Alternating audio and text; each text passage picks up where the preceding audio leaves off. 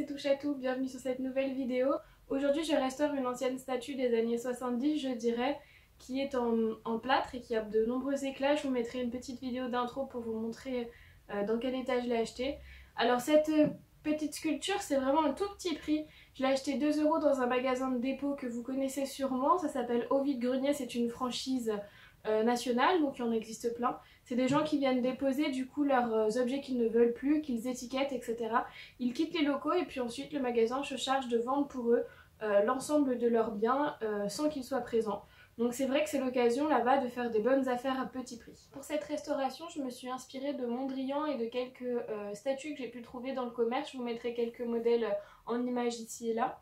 Cette statue, j'ai décidé de la recouvrir complètement en noir brillant, puis ensuite d'effectuer le motif abstrait de Mondrian. C'est un des pionniers de ce type d'œuvre abstraite, et donc ça m'intéressait aussi de revoir cette statue avec un peu de modernité. C'est pas mon coup d'essai sur ces statues en plâtre, je crois que j'en suis déjà à la 3e, et ça me plaît toujours autant, donc à voir pour la suite, est-ce que je continuerai comme ça. N'hésitez pas à me dire en commentaire si vous appréciez ce type de restauration et surtout si le rendu vous plaît. Bon visionnage et à bientôt. Premier état des lieux, on voit que la statue a de nombreuses ébréchures sur notamment les oreilles et la truffe, dû aux nombreuses manipulations au cours des années. Cette statue a presque 50 ans et on voit une petite marque. Ce n'est pas un fondeur puisque ici pour du plâtre on utilise des moules avec un numéro de série, mais l'ensemble n'a pas trop de valeur. Première étape ici, après avoir bien enlevé la poussière sur l'ensemble de la statue et avoir passé carrément l'ensemble sous l'eau et après l'avoir séché, j'utilise une bombe de noir brillant que j'ai acheté chez Cultura. Donc c'est une bombe tout support et en ce moment de solde elle était à moins 70%, donc elle m'est revenue environ 2,50 €.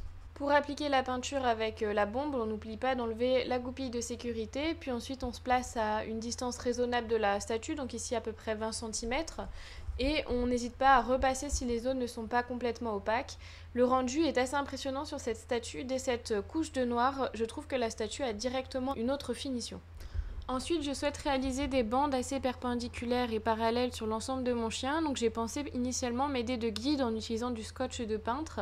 Malheureusement, il faut absolument pas faire ça puisque la couche de noir est assez fraîche et surtout pas adhérente à l'ensemble de la statue, donc le scotch a plutôt endommagé ma première couche et j'ai ensuite décidé de faire mes traits directement à main levée. Après ça, je commence à réaliser les lignes avec un stylo à mine fine à base d'alcool qui me permet d'aller sur un support très foncé, ce que je n'aurais pas pu faire directement finement avec une peinture acrylique par exemple.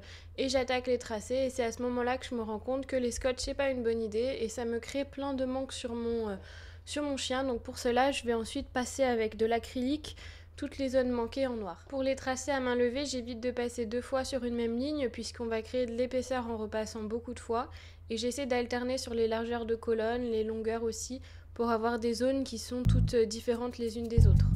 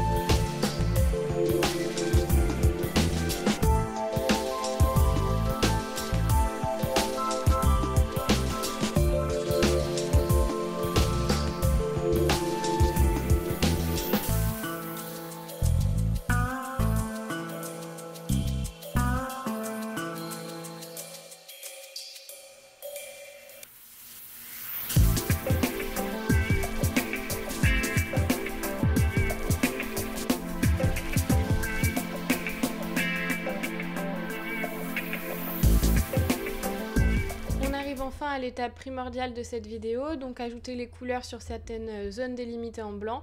Donc je vais peindre avec 3 couleurs primaires ces zones, donc du bleu, du jaune et du rouge, pour respecter les couleurs de Mondrian et avoir un rendu assez uniforme et quand même assez neutre. Pour cela, j'ai réalisé au préalable une sous-couche avec mon feutre à alcool blanc pour avoir quelque chose finalement d'assez clair à repasser sur des couleurs aussi claires que le jaune par exemple.